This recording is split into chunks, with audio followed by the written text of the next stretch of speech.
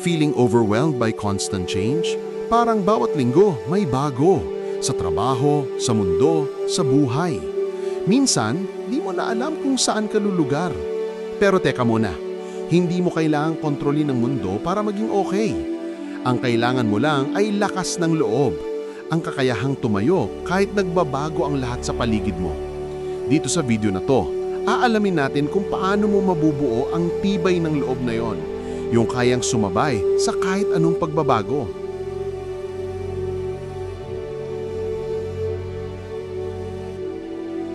Ngayon, isipin mo. Sa panahong ngayon, ang daming nagbabago. Presyo ng bilihin, klima, trabaho, pati teknolohiya. Ang bilis ng takbo ng mundo at minsan parang naiwan ka. Pero ang resilience ay hindi lang tungkol sa pagbangon. Ito ay tungkol sa paglago habang binabago ka ng sitwasyon. Halimbawa, may nawalan ng trabaho dahil sa automation, pero imbes na sumuko, ginamit niya yung panahon para matuto ng bagong skill. Ngayon, freelancer na siya at mas kumikita pa. Yan ang tunay na resilience. Hindi lang survive, kundi thrive. Ang sikreto, inner compass. Isang panloob na direksyon na hindi naaapektuhan kahit anong gulo sa paligid. Kapag malinaw sa iyo kung sino ka, ano ang pinahahalagahan mo at saan ka patungo, kahit bumagyo, hindi ka basta-basta matitinag.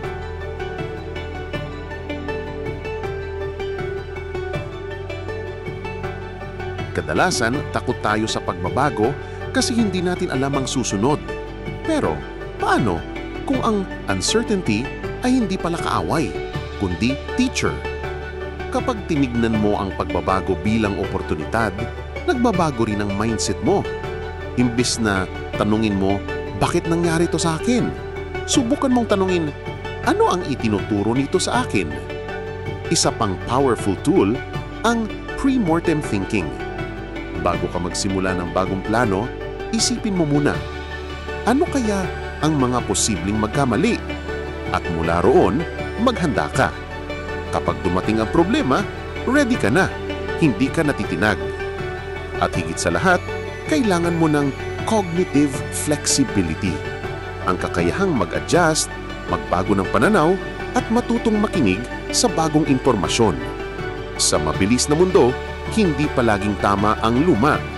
Minsan, ang pagbabago ang susi para magtagumpay.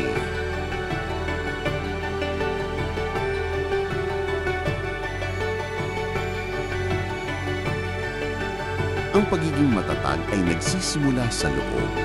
Kaya una sa lahat, mindfulness. Huminga, pakinggan ang sarili mo.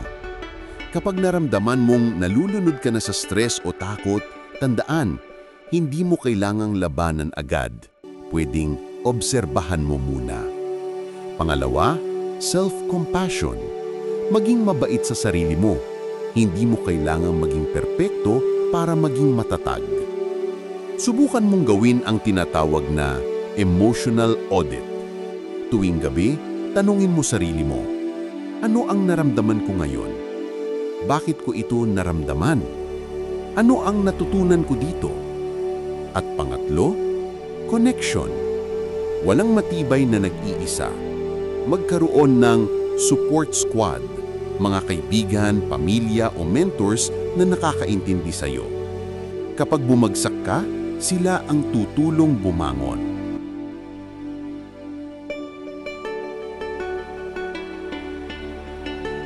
Sa mundo ngayon, ang panalo ay hindi ang pinakamagaling, kundi ang pinakamabilis matuto. Una, rapid learning and unlearning. Matuto kang magbago ng paraan kapag hindi na gumagana. Halimbawa, kung dati puro manual ka sa photography, subukan mo namang mag-explore ng AI tools o bagong editing workflows. Pangalawa, controlled experimentation. Subukan mo namang paunti-unti. Kung gusto mong magbenta online, huwag agad full scale. Test mo muna sa maliit na market. Kapag gumana, saka mo lang palakihin. At panghuli, strategic flexibility. Magplano, oo, pero huwag maging prisoner ng plano mo. Kung may bagong opportunity, Baguhin ang direksyon o diskarte kapag hindi na gumagana ang dati, pero hindi ibig sabihin na sumuko ka. Ang mahalaga, tuloy-tuloy ang galaw mo kahit nagbabago ang paligid mo.